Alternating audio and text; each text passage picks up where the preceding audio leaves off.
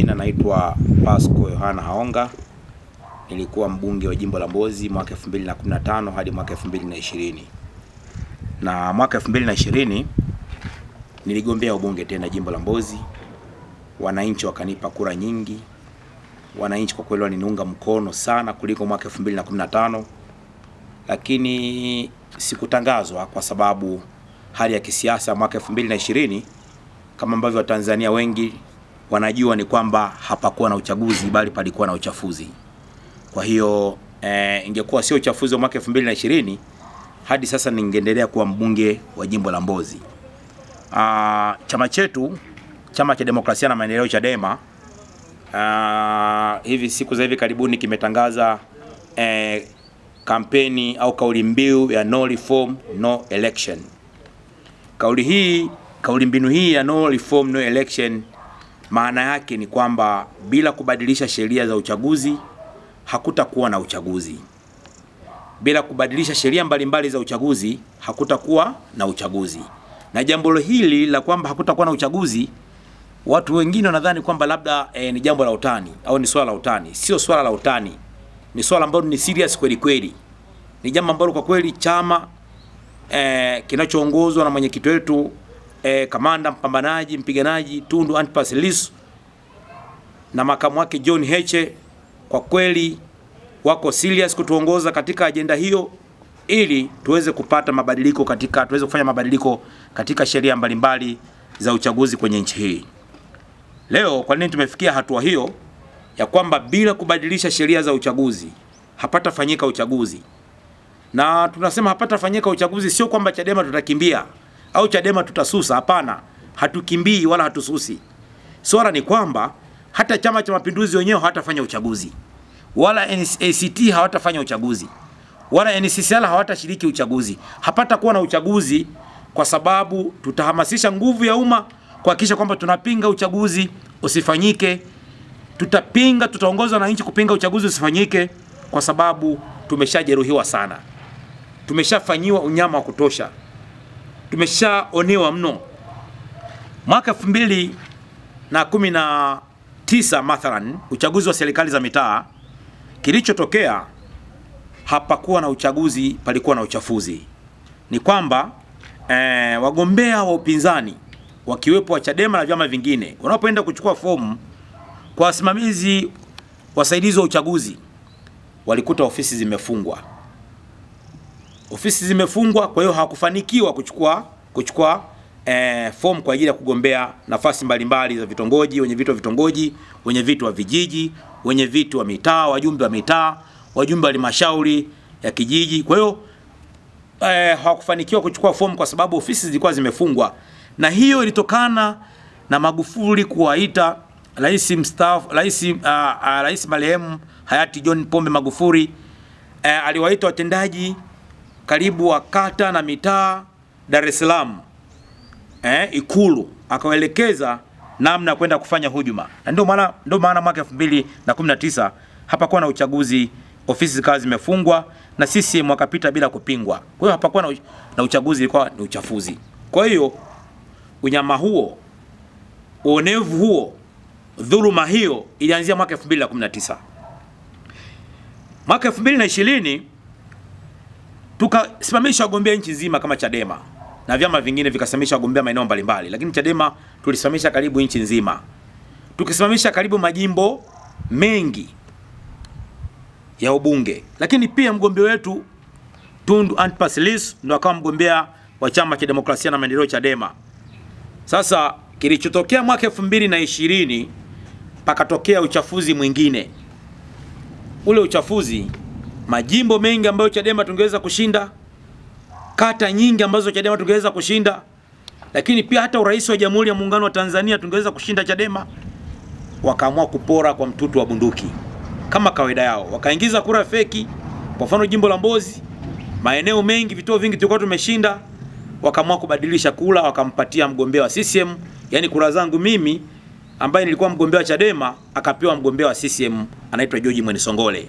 Maeneo mengine wakala nipigia simu, bwana hapo umepata kula 200, wa CCM wamepata kula 19.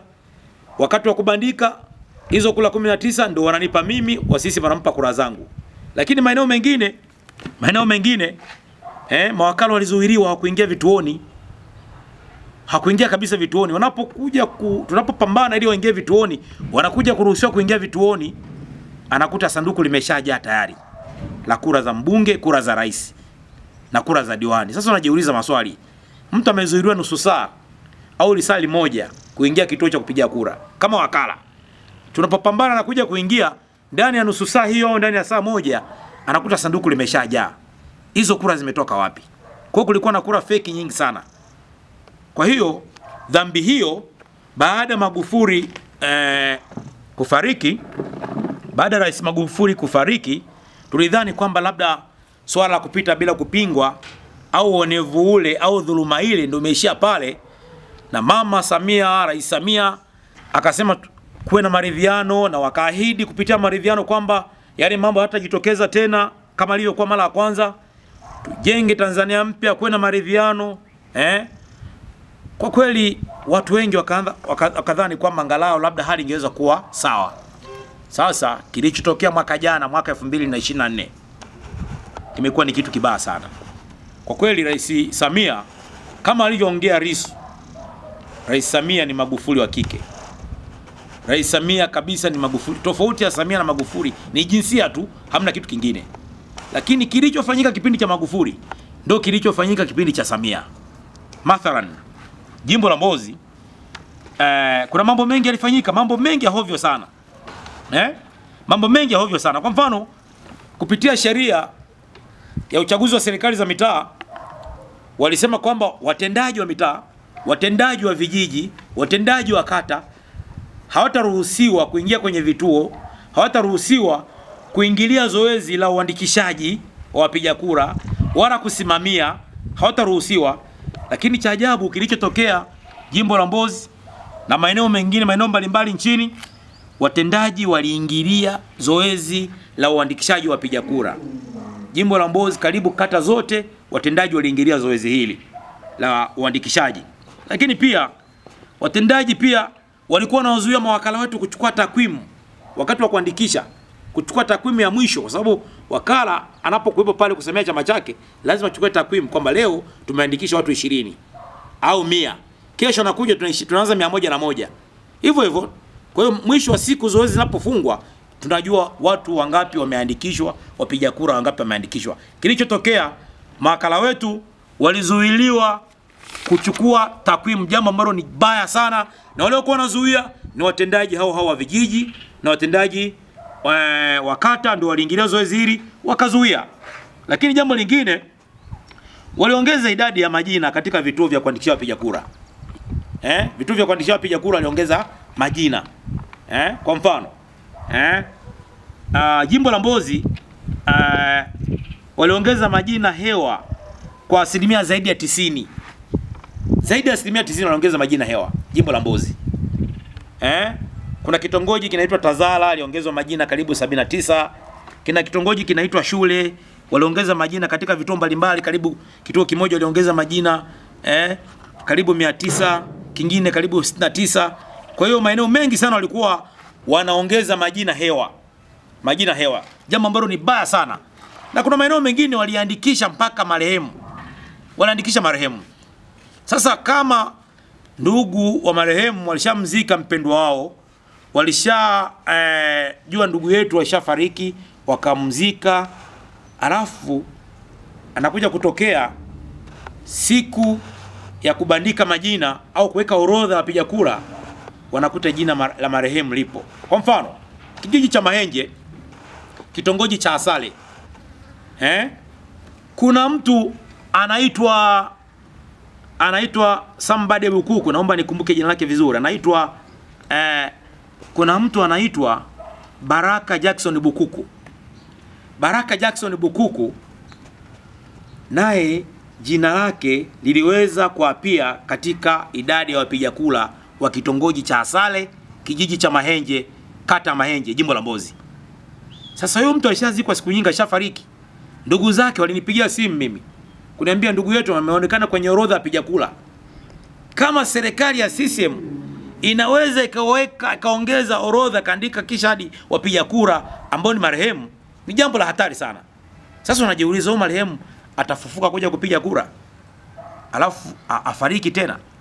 Hayo marehemu anafanyeje? Sasa kura hizi ndio zile kura fake zinazoandaliwa, ambazo sasa wanajua hapa tumeandikisha marehemu kadhaa, hapa tumeandikisha ambao umri wa miaka 18 hawajafikisha watu kadhaa, wanaandaa kura fake, na hizo kura fake wanakuja kugawana CCM, wanawapa mabalozi wao wa CCM, wanawapa maaskari polisi, wanawapa na wasimamizi watendaji, wanaenda kuziingiza kwenye masanduku ya kupigia kura siku ya uchaguzi.